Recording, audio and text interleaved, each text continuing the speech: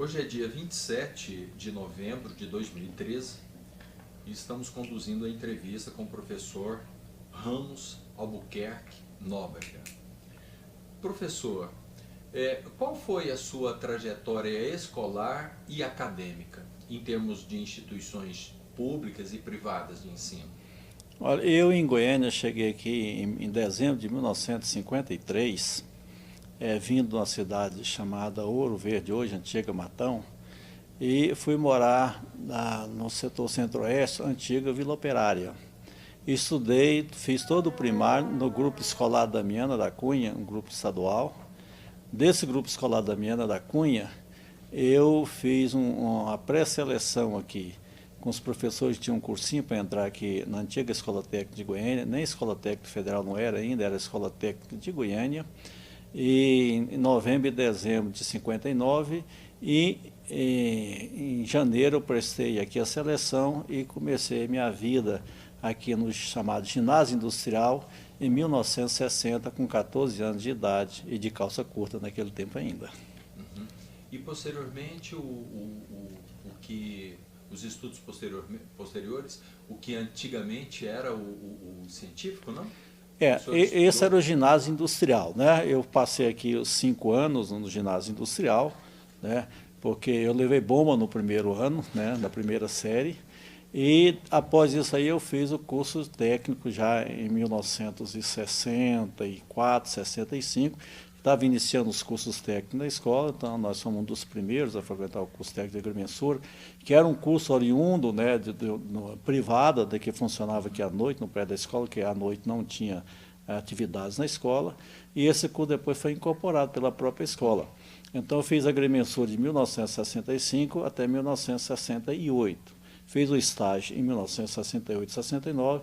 Em 1970, eu já entrei aqui como professor, substituindo um professor Luiz. Perfeito. Mas o senhor posteriormente cursou em ensino superior? Isso. Quando eu terminei o meu estágio, eu cursei chamado História Natural, que hoje é uma biologia. História Natural naquele tempo só tinha mineralogia, tinha botânica, tinha geologia, você tinha hidrologia, você tinha uma série de matérias voltadas para a geologia. Como eu queria fazer geologia, e a Universidade Católica iria fazer geologia, eu falei, faço História Natural, depois faço geologia. E a geologia nunca chegou. E depois eu entrei na Federal e fiz o curso de licenciatura plena em Construção Civil. Na própria Universidade Federal fiz licenciatura plena em Educação e licenciatura e especialização em Planejamento Urbano. E nesse mesmo tempo, após, eu entrei na Engenharia Civil, onde eu fui até o 4º ano e por motivos particulares eu até abandonei a engenharia no 4º ano. O senhor chegou a dar prosseguimento aos estudos em termos de pós-graduação? Sim, exatamente, com o curso de especialização em Educação, né? E depois com o curso de especialização em Planejamento Urbano. Porque, ao mesmo tempo, né, eu já tinha entrado na Prefeitura, na Secretaria de Planejamento Urbano, e aqui na escola, né? Então eu levava essas duas atividades na vida. Na Prefeitura fiquei 33 anos, e aqui na escola, entre aluno e professor, eu fiquei 41 anos, 6 meses e 23 dias. Essas especializações, tal qual as graduações, o senhor também alternou em instituições privadas? Todas federais, as duas federais, na Universidade Federal, no IQG da Universidade Federal. Perfeito. Eu gostaria de aproveitar ainda e identificar com o senhor qual foi o ano em que o senhor entra como aluno como professor?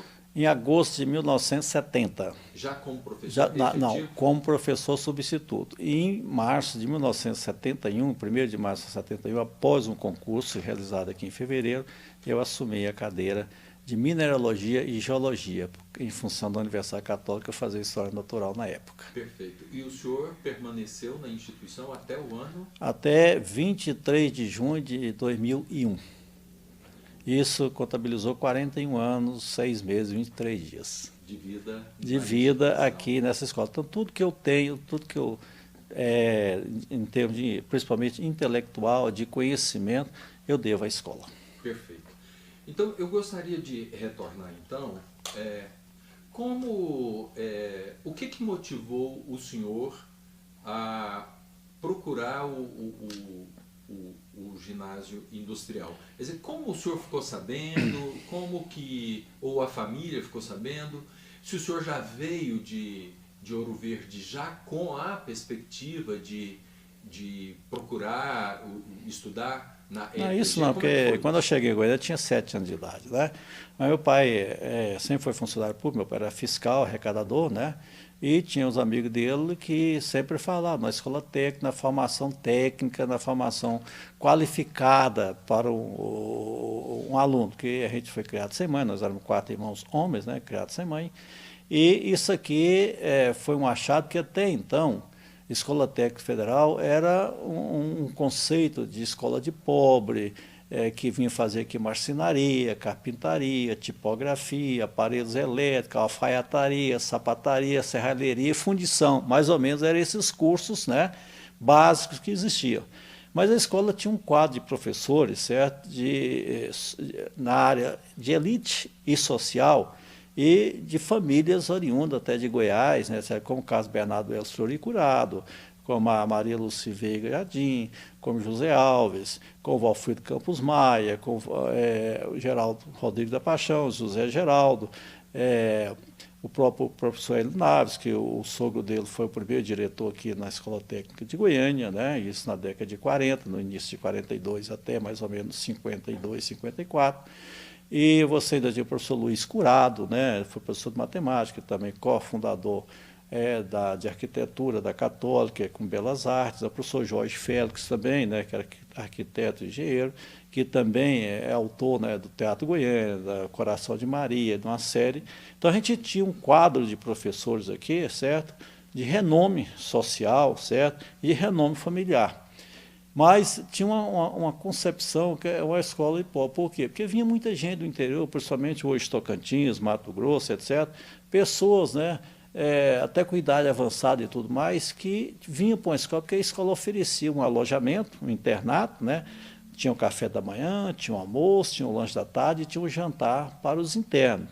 Eu era semi-interno, quando era 5 horas eu ia para casa, jantava em casa, mas o café da manhã, o almoço e o lanche da tarde eu tomava aqui, então era uma escola de tempo integral naquele tempo. E eu acredito que a gente tinha uma formação técnica, certo, e cultural muito boa. Por que essa formação técnica? Você fazia um rodízio em todos os 6 primeiros meses, certo? Ou o primeiro ano, você fazia um rodízio geral. Passava 2, 3 meses em cada oficina daquela, até mais. Então, você passava por alfaiataria, eu escolhi mecânica, porque muito criança e muita máquina lá, entusiasmado, e a procura maior era mecânica. Esse primeiro ano, então, esse primeiro ano era um rodízio, você fazia em todas vocacional. Então, aí tinha uma professora, não me lembro mais, que depois fazia um teste vocacional. E praticamente eu, só em 2 ou 3, que eu não tinha vocação, o resto eu tinha vocação. Então eu escolhi mecânica, né, que na época era o professor Zé Gonzaga, o professor Romeu, né, que era um dos professores aí da mecânica. Deixa eu retornar em um ponto. Como o senhor explica essa contradição de uma escola que era vista, que era percebida pela sociedade como uma escola para pobres, para trabalhadores, e ao mesmo tempo uma escola que tinha nos seus quadros representantes da elite intelectual e até mesmo social do estado de Goiás, porque ultrapassava até mesmo a cidade de Goiânia. Aqui que o senhor explica a atração que a instituição exerceu com relação a essa elite? Principalmente em função de você ser federal, e porque naquele tempo, na década, por exemplo, 40 e 50, que eu lembro mais da década de 50, tanto os professores da escola técnica como os professores do liceu eram professores que às vezes ganhavam como se ganhava um juiz, como se ganhava um desembarcador. Então, a atração, ou você podia ir para a escola técnica, ou você podia ir para o liceu, porque era um status de professor, era um status de ordenado bons e um status, certo, de elite, de prestígio, certo, que você tinha na época.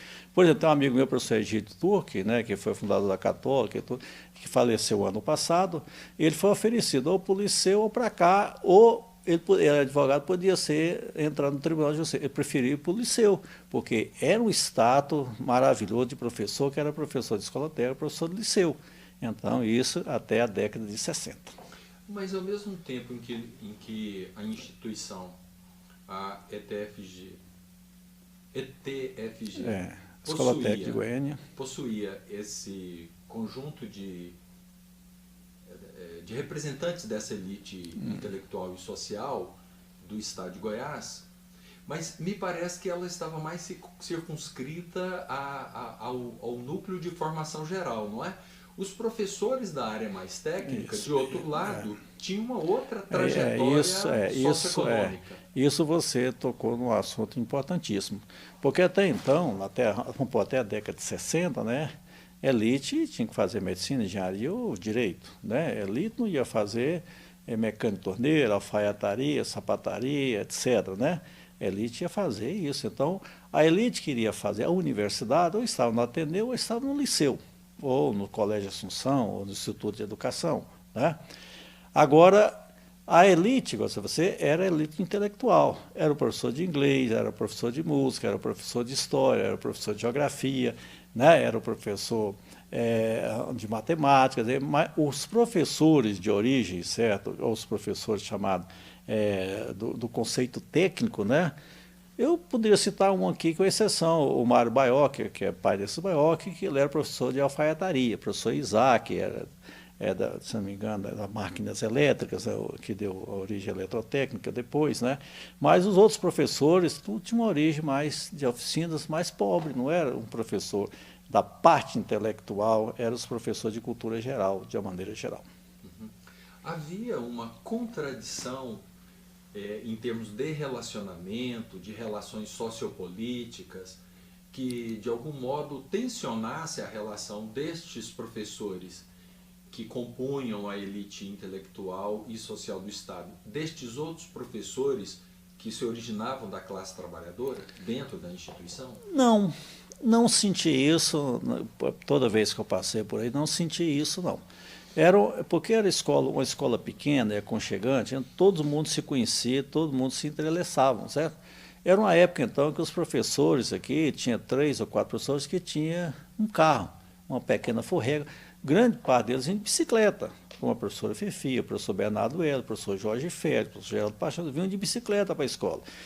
O professor Wilson Natal e Silva, irmão do Colemar Natal e Silva, e 2 médicos daqui, o doutor Frajal e o doutor Tufi Seba, que tinham 2 chimbicas, né? Então, praticamente, os médicos aqui tinham a carreira elite, os 2 médicos daqui da escola, né? Inclusive, o doutor Tufi teve problemas, né, com a ditadura militar e tudo mais, um problema muito sério, né? Segundo ele, era comunista e tudo mais. Eu lembro muito dele trazer muitas frutas da chácara dele e distribuir aqui para a meninada. Então, quando a chimbica dele abria aquele porta-mala traseiro, era uma festa para nós. Ele trazia muita fruta. E tinha um dado pitoresco que qualquer doença dava arnica. Essa é uma parte interessante. Mas as relações, então, de um modo geral... Nas relações... porque não tinha uma formação ideológica ainda, certo? Arraigada aqui na escola. Isso começa praticamente na década de 70 para cá. Até então, era um negócio mais tranquilo, né? O senhor acha que é com o advento da ditadura militar? Eu acho que o advento da ditadura militar, né, trouxe esse questionamento, certo, da situação atual que estava então. Então, os grêmios começaram a evoluir mais, o Grêmio começou a sair para a rua, começou um intercâmbio com as universidades, né? Então, isso deu um ênfase maior, né? Eu, nessa época, né, eu estava terminando a agrimensura, 68, alguma coisa, 64, 65, então eu tinha 18 anos, 17 anos, eu fui lá para a Praça Cívica, né, para apoiar o Mauro Borges, aviões passando por cima, né, depois fui para a Catedral, me pegaram, colocaram dentro do jipão, me trouxeram aqui para a Catedral Geral, ainda bem que eu não apanhei, nem fui torturado, né, falei, esse moleque, isso não vale nada não, né, mas essas tensões já começam, então, no fim da década de 60, 67, 68 para cá, então começa esse despertar político aqui na escola. Então tem o próprio professor Hélio Naves, né, nessa final da década, questionado, pressionado para deixar Então, o aí poder. as tensões Aí começa, aí começa começa a a ver manifestar. essas tensões, começam a aparecer pessoas, né, que começam a questionar, os próprios alunos também. Alguns professores aqui na ditadura foram perseguidos, o professor Maria Cunha, que era o professor de Geografia e História, o professor Bernardo Ellis, né, e outros 2 ou 3 professores, que agora não me lembro o nome, tiveram esse problema. Então a escola começa, então, né, a ter um despertar político, né, de questionamento daquela situação momentânea. Perfeito. Nesse período, final dos anos 50, final dos anos 1950, começo dos anos 1960, o perfil socioeconômico do estudante que vem estudar, fazer o ginásio industrial. Qual é o perfil socioeconômico deste aluno? É um perfil de classe economicamente mais baixa, né? Muitos alunos oriundos do interior, né? Porque alguns políticos traziam, os caras lá prestavam a seleção e tudo mais, não era tão concorrido. Trazia algumas pessoas, você vai para a escola técnica, porque lá você tem médico, lá você tem onde é que você mora, lá que você tem. Então tinha muita gente, Barra do Garça, de Porangatu, de Uruaçu, né? Então a gente tem uma série de ex-alunos aqui, que hoje são professores na universidade, né, etc., que passaram por. Que a escola foi um amparo importantíssimo para ele. Vez quantas vezes chegava um político com a mão, trazendo o menino pela mão, achando que não é assim não, você tem que fazer uma seleção, etc. Mas ainda tinha alguma ideologia nesse sentido. Então, estudar na escola técnica era um negócio mais para pobre, certo? Cara que ia mexer com o ensino técnico não estava pensando em fazer nada superior. E quem estudava no liceu, no Assunção ou no Ateneu, etc., era a pessoa que ia fazer direito, né, medicina, engenharia. Então era um processo mais de elitizado, né?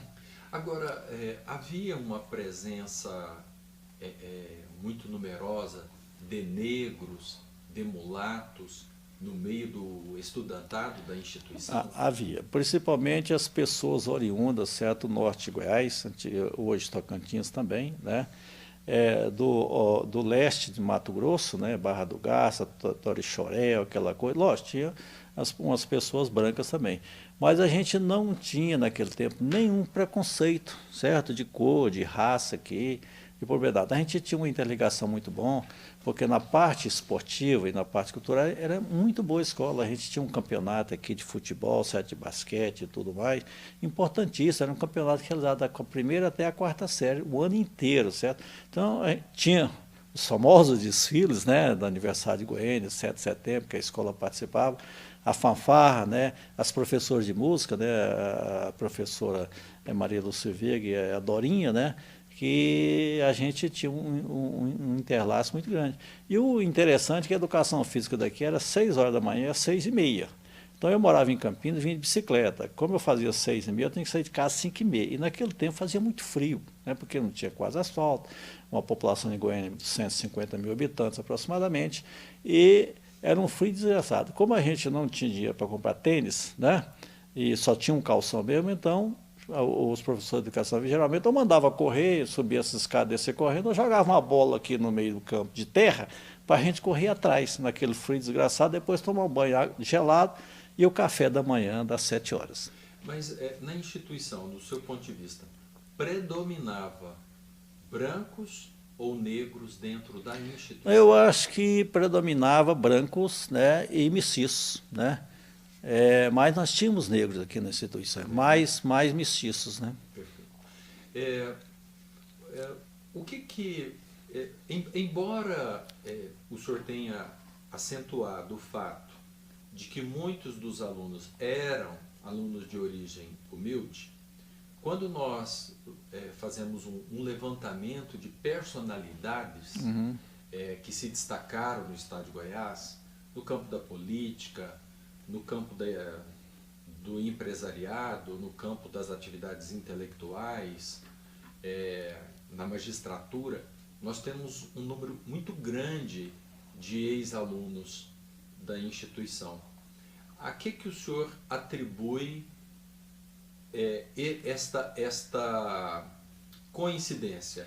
O fato da presença dessa elite intelectual numa parcela do corpo docente pode ter concorrido para que essa realidade ocorresse? E se sim, se não, e quais outros fatores o senhor julga que poderiam também ter concorrido para essa realidade? Eu acho que primeiro foi a oportunidade dada ao ser humano.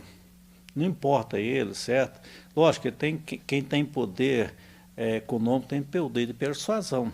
Lógico, tem mais oportunidades. Mas eu vi a escola naquele tempo como uma das poucas que oportunizava certas pessoas que chegavam, certo, a se desenvolver. Queira ou não queira, certo? Naquele tempo, eu observava, meu pai também já tinha essa impressão, que o futuro era tecnológico. E as pessoas da elite que estavam lá fora, talvez não tivessem esse conhecimento, certo? Então, as pessoas cresceram aqui dentro. As pessoas, então, foram empurradas, certo? Até pela história, para chegar ao que nós chegamos hoje, que é esse mundo tecnológico. Esse mundo onde é que você junta a teoria com a prática, não é isso?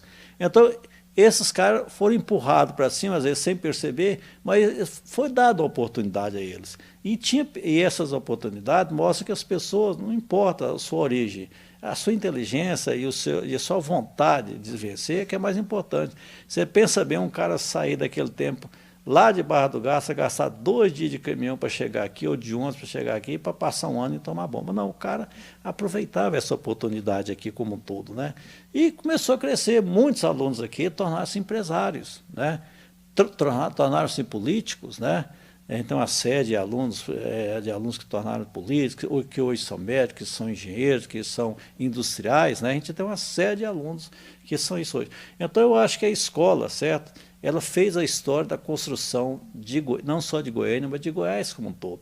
Goiás e Goiânia devem muito, certo, a essa escola pelo padrão, certo, que esses alunos adquiriram para tornar o Estado mais produtivo e mais competitivo nacionalmente. O senhor chamou a atenção para o fato de que o ginásio industrial e a escola funcionava como escola em tempo integral, não é? Portanto, nos 2 turnos. Eu lhe perguntaria quais eram as atividades que os estudantes de então, do técnico industrial, desenvolviam dentro da instituição. A gente tinha aqui, se não me engano, 10 áreas, né? Onde é que no primeiro ano a gente fazia o rodízio em todas elas. Cada rodízio desse, se não me engano, 90 dias ou 60 dias em cada área dessa. Aí no fim do ano, como eu disse para você, tinha um professor que fazia uma avaliação com a sua aptidão melhor, né, em relação a isso aí.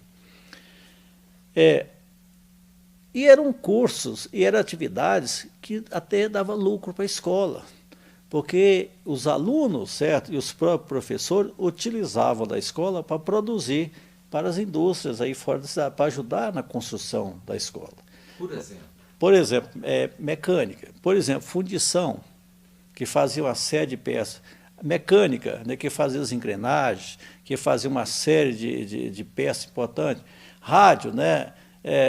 Aparelhos de rádio chamava naquele tempo, né, que o rádio é uma peça importantíssima naquela época. Então, os concertos de relógios, né, de marcador de relógio de casa e tudo mais, a gente vinha e fazia esse intercâmbio com a Celga aqui e produzia isso aí. Então, a tipografia, né, que produzia também, então a gente produzia, a escola, além disso, produzia também para fora, certo? Para ela e para fora também. Então, tinha esse intercâmbio.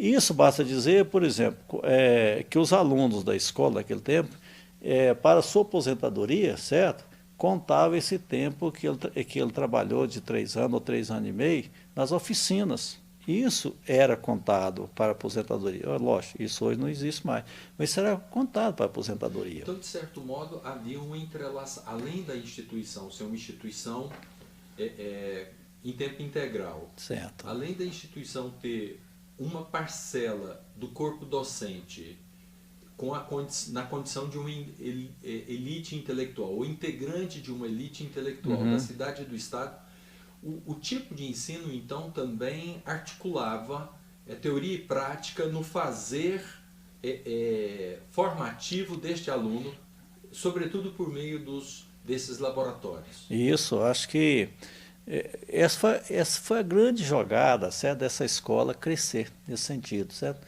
Porque além dela ter esse tempo integral, certo, que associava a parte intelectual, né, do conhecimento gerais, a parte tecnológica, certo, e a parte esportiva, certo? Essas três coisas, elas cresceram juntas, né? O aluno aqui, nós temos um aluno que tornou-se maestro, nós temos um aluno que tornou-se cantores. Então a parte né? cultural também. A parte cultural foi fundamental aqui também, porque a gente tinha, pequena, mas a gente tinha uma fanfarra, a gente tinha uma escola de música com 2 professoras só, mas que era professor da elite intelectual e que tinha essa vontade, certa, de descobrir novos talentos. Então a escola cresceu nesses 3 tripés, certo? O tripé cultural, tecnológico, certo, e esportivo e o cultural. Então, além do que o senhor falou da fanfarra, também havia teatro, né? O teatro, artes fanfarra, artes plásticas, né? As artes plásticas a gente tinha até uma professora alemã, agora esqueço o nome dela, mas tinha uma série de professores também. Então, associava, né? Música, né? Teatro, artes plásticas e fanfarra e música, né? Então a gente tinha esse tripé. Então você passava o dia inteiro aqui, as aulas começavam às 7, 7h30 da manhã, e ia até às 10h30, das 10h30 ao meio-dia almoço começava as aulas de novo e até às 5 horas da tarde. Então esse é entrelaçado entre aulas práticas e aulas teóricas, né? Perfeito. A biblioteca, ela supria as necessidades? Que avaliação o senhor faz da biblioteca da ETG nesse período? Eu acho que ela contribuiu muito, certo? Lógico, a gente tinha uma formação mais de livros acadêmicos, não é isso? Tinha os livros técnicos também, mas uma biblioteca que realmente nos ajudou, porque o aluno daquela época, o aluno da escola, não tinha condição econômica de estar comprando livros, né? Então a escola fornecia, às vezes, uniforme, né? A escola oferecia outros materiais para o aluno que realmente não tivesse condições, né, de comprar. Então a gente tinha, eu acho que a biblioteca foi de grande valia. É lógico que era uma biblioteca modesta, né? Mas foi de grande valia aqui para a escola. A parte de ensino,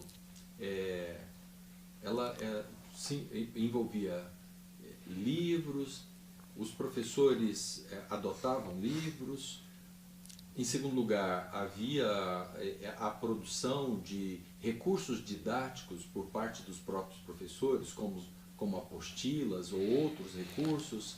Enfim, quais eram os recursos didáticos que, de um modo ou de outro, se faziam presentes no processo de ensino-aprendizagem? A gente recebia todo início a listagem de compra de livro de geografia, de história, de matemática, de português. Flor do Laço, por exemplo, eu nunca esqueci da questão de comprar aquele livro, professor Geraldo Rodrigues da Paixão.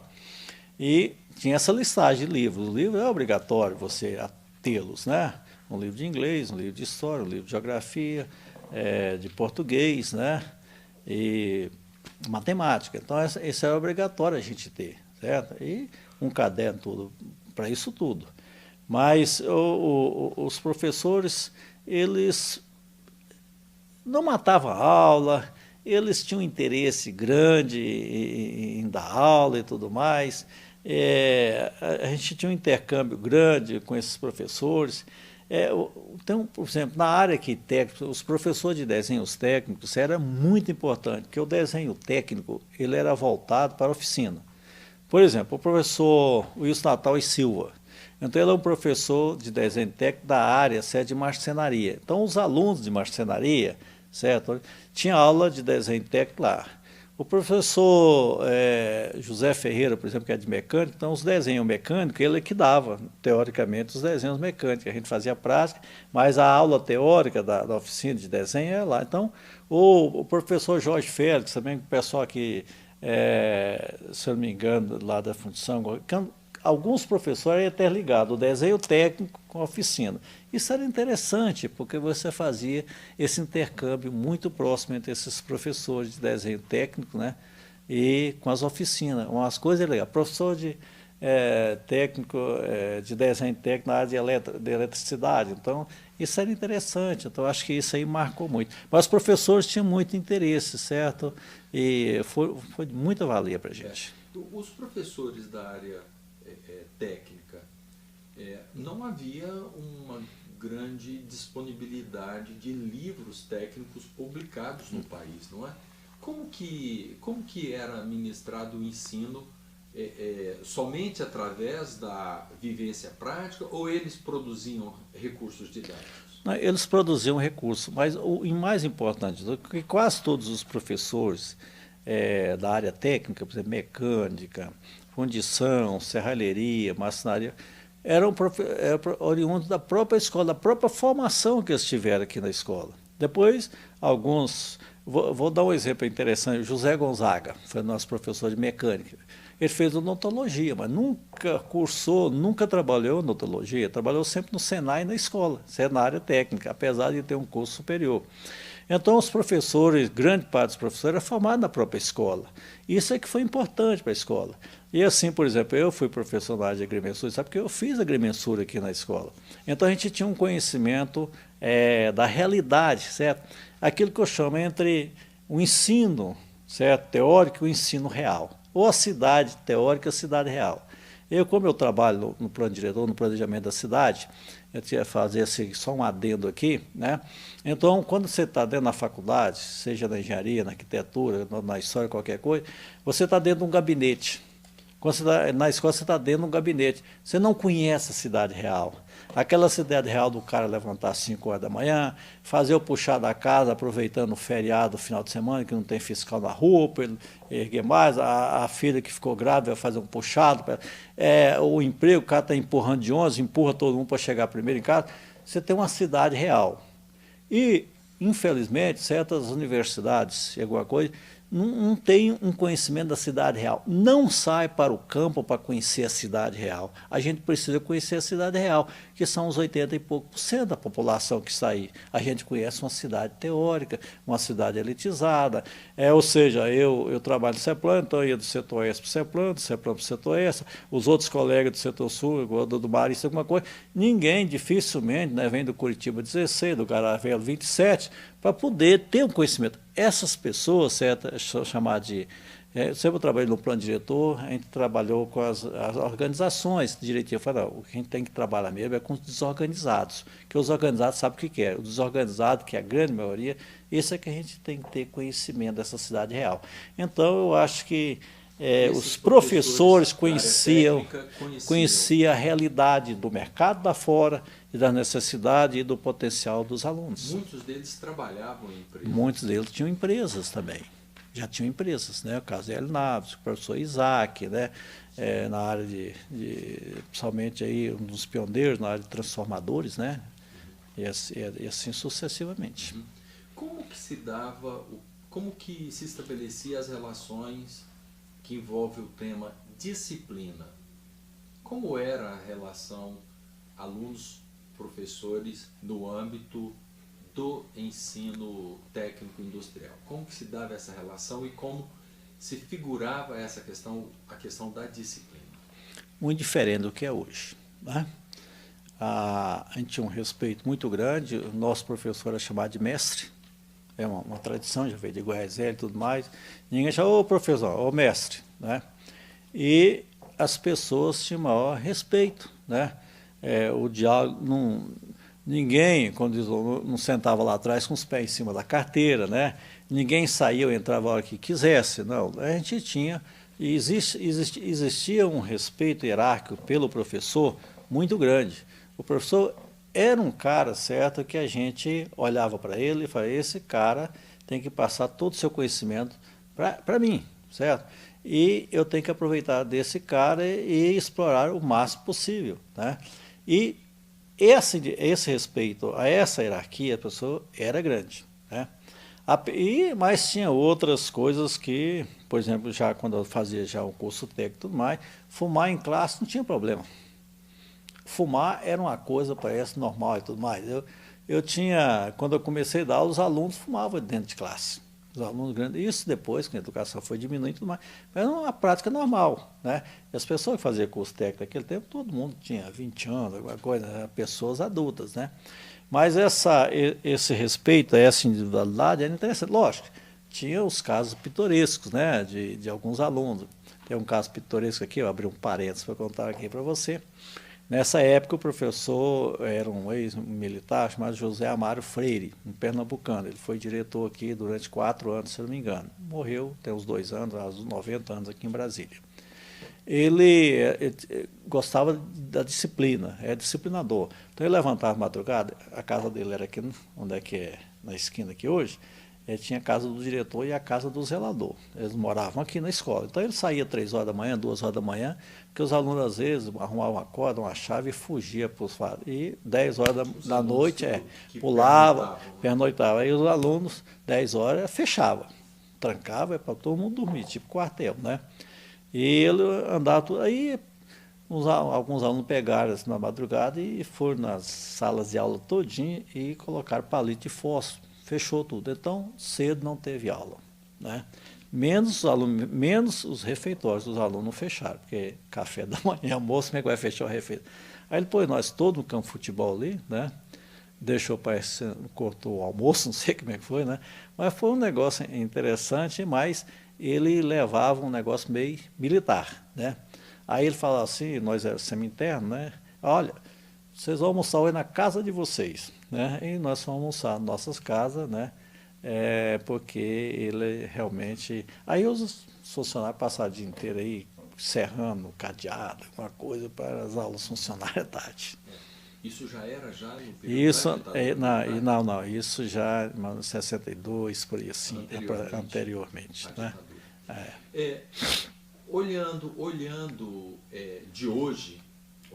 de hoje para esse passado,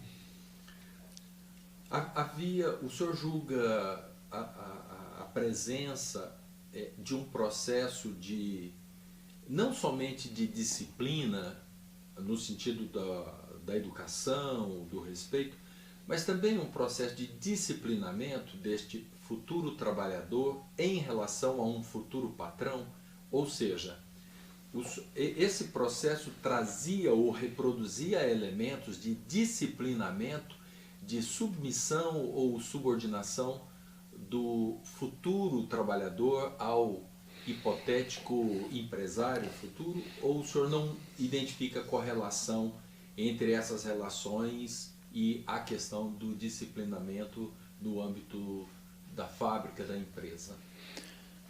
Isso é cultural, né, homem? Esse processo, né, de reivindicações hoje sociais, né, ela começa realmente, eu acho, no processo da ditadura. Eu acho que despertou aí. Até então, não tinha essa preocupação, certo? A não ser de você prestar um bom serviço ao patrão, não é isso? De você ser remunerado, de você não causar maiores problemas, não é isso? De você ter uma formação aqui na escola que era muito procurada, os empresários procuravam muito o aluno da escola, certo? Porque o aluno da escola aqui, pela sua condição mais econômica, ele precisaria de um ganho de sustentação, de sobrevivência, certo? Então isso, a partir da década da ditadura, isso começa a modificar, começa um questionamento com os grêmios, certo? Com alguns professores meio da área intelectual, igual a Maria Cunha, etc., que começa a fazer o discurso, né, dentro das salas de aula, certo? Então, o próprio Bernardo Ellis e tudo mais, aquela crítica, ele foi também muito perseguido. Então, ele era do Partido Comunista, né? Aí tinha o Benito também, que estava aqui, tinha uma série de pessoas que começam a questionar isso, até começar a questionar a direção da escola. Então, acho que a partir da ditadura, certo, começa um processo de revolução com a nova visão tecnológica de emprego e renda e etc. Eu acho que começa aí. Perfeito. O senhor conclui o ginásio industrial em que ano? 1964. O senhor chegou a desempenhar alguma atividade? Aí o senhor já estava próximo aí, em torno já dos 19 anos? É aproximadamente 18 anos. 18 anos. 18 anos. O senhor chegou a desempenhar alguma função profissional posteriormente? Não, porque eu emendei isso, eu fazia alguns trabalhos aqui dentro da própria escola, né, na mecânica. Mas eu emendei com curso de agrimensura. Então, em 1960, eu só passo de mecânica, certo, do ginásio industrial para o ensino de agrimensura, que era 3 anos mais 1 ano de estágio, aproximadamente 4 anos. É 3 anos e meio, mas geralmente você gastava 4 anos para terminar o curso de agrimensura. Então, só que o curso de agrimensura funcionava à noite. Então, o senhor termina o técnico industrial aí? Em 1964, em 1965 eu já ingresso na agrimensura. Mas aí o senhor realiza então uma ruptura. Uma ruptura. O senhor havia formado em mecânica e passa. O que motivou essa ruptura? Porque justamente a ideia do ginásio industrial e o teste e uma espécie de processo vocacional de início tinha justamente a intenção de identificar essa vocação e essa identidade. O que fez, digamos assim, o senhor localizar ou identificar essa identidade numa outra área? Eu tinha 2 professores amigos meus que eram professores à noite no curso de agrimensura. E falou, esse curso é um curso de futuro, certo? O Estado está começando a desenvolver agora o avanço para avanço agrícola e o avanço da pecuária para a região centro-oeste vai intensificar muito. Brasília já está implementada aí, certo? A população da... Então, a valorização vai ser muito grande nesse sentido, certo? E eu pensava, após a agrimensura, fazer engenharia de agrimensura em São Paulo, certo? E, então vou fazer esse curso. Aí eu fiz o curso, fiz bem o curso, certo? Fiz o estágio, né, aí fora, fui para o campo um tempo, mas em 1969 eu já ingressei, em 68 eu já ingressei na Universidade Católica fazendo um curso de História Natural, até 73, né? Aí depois 74, 75 eu já estou fazendo especialização da educação, depois no início de 80 eu estou fazendo já planejamento urbano, em 81, 82 já estou entrando na engenharia civil. Eu fui dando a sequência, de estudo assim, sem parar. Certo? E de algum modo motivado pelas circunstâncias profissionais que o senhor vivia em cada um desses momentos. Exatamente. Eu sempre trabalhei no campo das ciências exatas, né? Deixa eu retornar aqui. O ginásio industrial, o senhor se recorda o momento em que ele definitivamente não será mais oferecido dentro da instituição? Em 1960, já 61, 62, já se cogitava, certo? A retirada do ginásio industrial e a entrada do ensino técnico de nível de 2º grau, naquele tempo. Ampliação, né? Ampliação. Já era oferecida, né? Porque não era oferecida. Não, foi isso que começou em 1900. Tinha um curso de agrimensura em 1960, era particular, funcionava à noite. O curso aqui, técnico, realmente começa em 64, se eu não me engano, 63, 64. Até então só tinha ginásio industrial, certo? Não tinha outro curso, só ginásio industrial. Aí o ginásio industrial é extinguido até 1966, aí ele acaba. As últimas turmas, que até o 4º ano, acho que terminaram em 66, 67, já não tinha, ou 68, já não tinha mais ginásio industrial. No final dos anos 60 é extinto o ginásio industrial. Certo? Aí absorve só, aí cria essa série de cursos técnicos. O curso mais velho é a agrimensura, primeiro curso criado na escola, um dos motivos também foi o primeiro curso, então estava terminando, só tinha esse curso praticamente, edificações, eletrotécnica e assim sucessivamente, até 1974, entra a mineração também, eu sou um dos fundadores do curso de mineração, o professor João Batista não, sou Serva Naves, eu não me esqueci. Então, começa a partir no final da década de 60, só os cursos técnicos de nível médio. A que o senhor atribui o fim da oferta do técnico industrial e a consolidação e oferta dos cursos técnicos integrados? Eu acho que a própria necessidade do país na época, que já não tinha, isso já praticamente no final da década de 60, já tinha uma visão vinda do Estado de São Paulo, da própria escola técnica do Estado de São Paulo, aquela que é perto do campo da Portuguesa de Esportes, você deve conhecê-la. Ela já tinha um avanço maior, certo? Se você fosse observar lá, você tinha uma gama de japoneses ou orientais que estudam lá, certo? Que acho que tinha uma ganância pelo maior conhecimento tecnológico. Eu acho que na época o governo entendeu isso, mas foi uma tomada de decisão política, mais política do que ideológica, qualquer outra coisa assim. Eu acredito nisso. Tá? Então, de certo modo, a experiência da escola técnica e já Paulo... começa também naquela reforma do ensino, né, que o ensino é fundamental hoje, o ensino ficaria para o Estado e para os municípios, o ensino superior para a União, e assim, acho que já começa a desenvolver aquela ideologia da época. O fato de também a consolidação de algumas instituições do Sistema S, sobretudo o Senai e o Senac, oferecendo cursos profissionalizantes, o senhor acha que também pode ter concorrido também para o fim do técnico industrial? O Senai, né, o Sistema S, né, ele completou 50 anos e nós completamos 100 anos. Tá? Só que ele tinha mesmo a concepção, né, no início do Senai, de oferecer cursos, né, que atendessem de imediato, certo, as empresas. E praticamente as pessoas com menos condições intelectuais, certo, e de baixa renda também que procuravam o Senai, certo?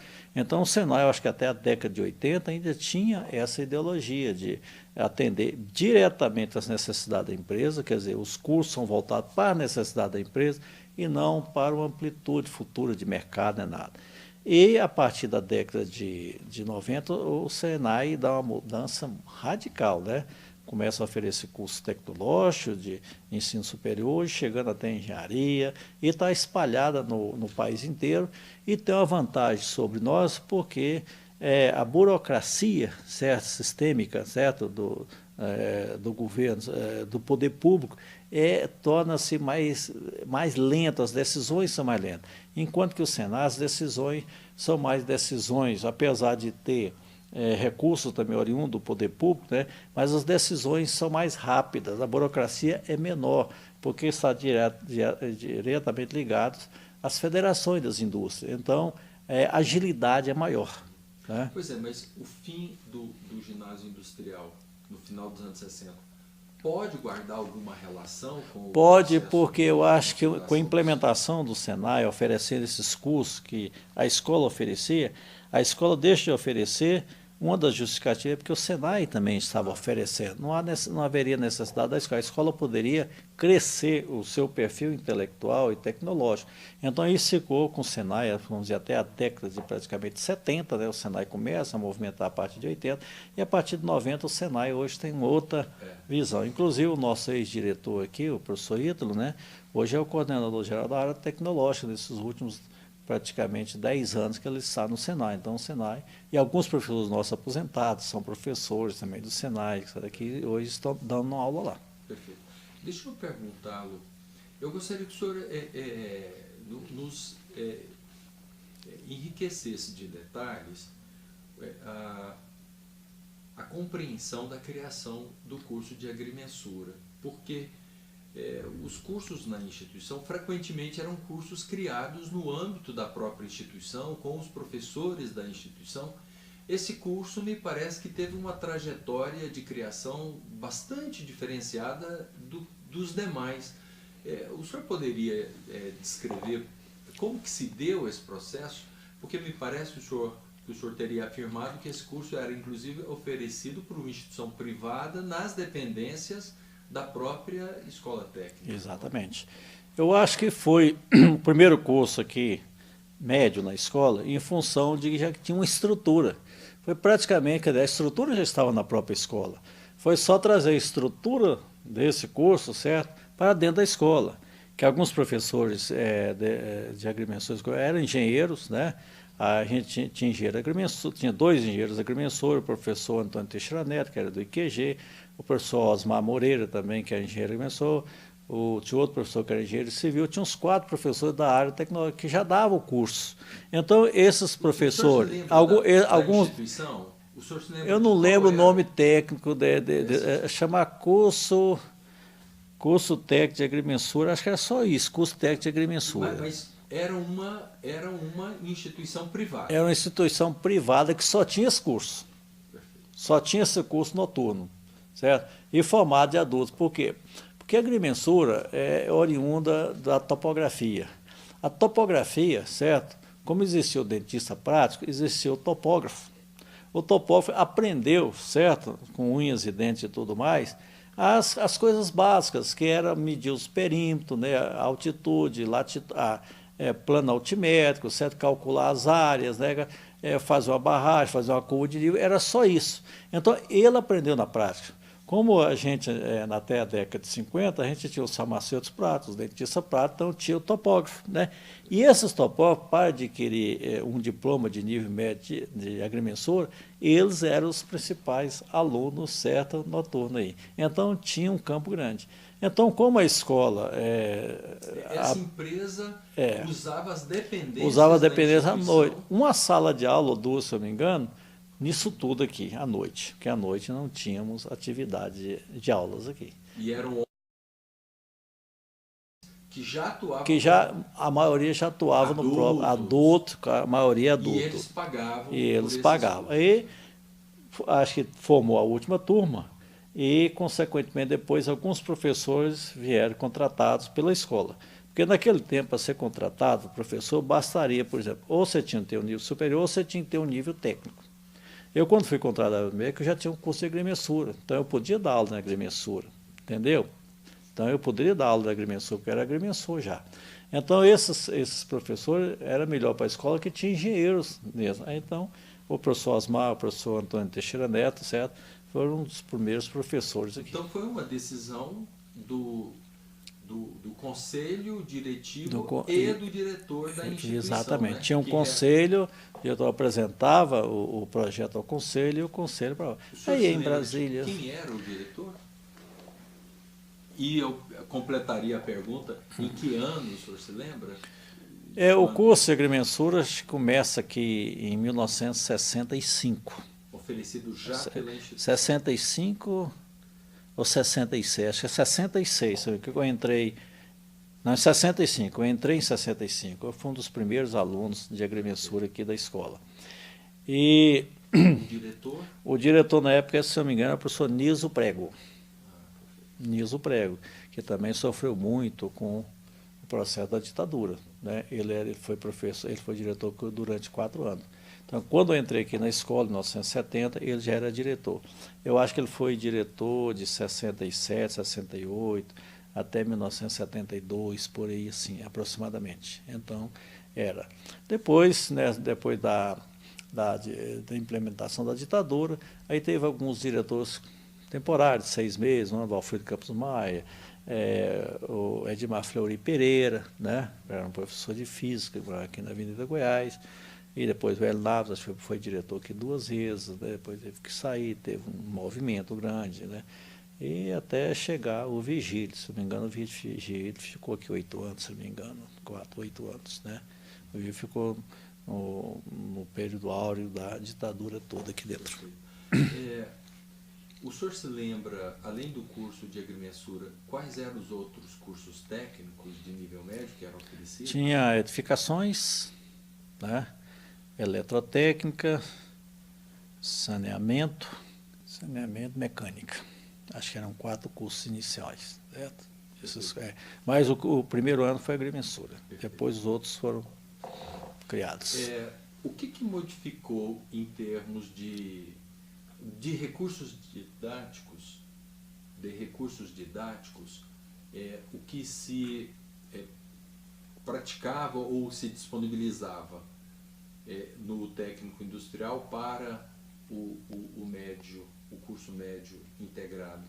Quer dizer, continuava livros, passou-se a produzir apostilas? Como é que se deu isso? Isso foi interessante. Eu poderia dizer uma coisa, uma máquina importante da década de 60 nisso aí. Duas máquinas importantes. A Facite, aquela de você rodar e fazer os cálculos, que a gente fazia agrimensura, a gente, para calcular nos 100 vértices, você passava uma semana inteira para poder calcular aquilo lá e desenhar depois a nanquim, a aranha e tudo mais. E a Facite, quando chegou na década de 60, certo?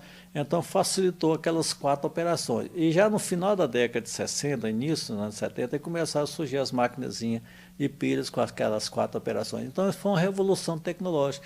E outra coisa importante foi o mimeógrafo a álcool, certo? Que a gente rodava as provas, rodava por si, até então não tinha, tudo era datilografado e grampeado, né? Então, com o mimeógrafo a álcool, certo? Foi uma revolução muito grande, porque eu fazia as provas, isso já no início de 70, para os alunos, uma por uma, passando uma por uma a álcool, alguma coisa, e o cara já recebia aquilo pronto, escrito, que era até então a gente ditava as provas, né, no quadro. Então, eu acho que a própria tecnologia, certo, ela melhorou muito, como a introdução, né, de equipamentos modernos, né, seja nas estações totais de agrimensura. Basta dizer que no final da década de 70, para a gente adquirir as estações totais de agrimensura que vinham dos Estados Unidos, a gente tinha que assinar um termo dizendo que não seria empregado, certo, militarmente, certo? Era só para a educação, que era uma coisa extraordinária, moderna, do outro mundo.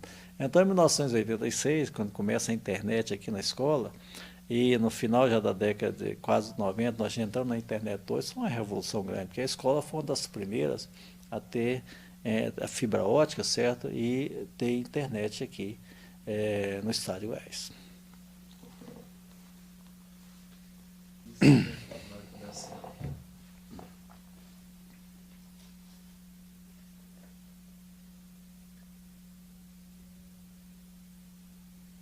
Professor, eu gostaria de consultá-lo. O senhor já tocou nisso, mas eu gostaria de voltar.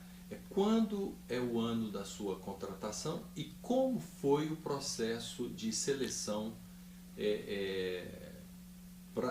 do seu ingresso? Como que foi o processo? Primeiro eu fazia História Natural na Universidade Católica, na PUC hoje, e o professor Luiz, ele teve um problema com os alunos de agrimensura na época e tudo mais, e abandonou a escola, certo?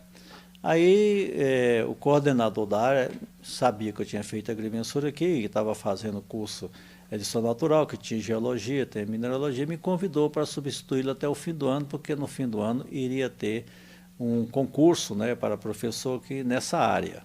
Então eu fiquei de agosto até dezembro, né, substituindo o professor Luiz, e em fevereiro prestei concurso, não sei se era 4 ou 5 candidatos, né, eu passei em primeiro lugar, e assumi a partir de 1º de março de 1971 já nomeado, né? Aí com aquela papelada toda, desde atestado de bons antecedentes políticos, né?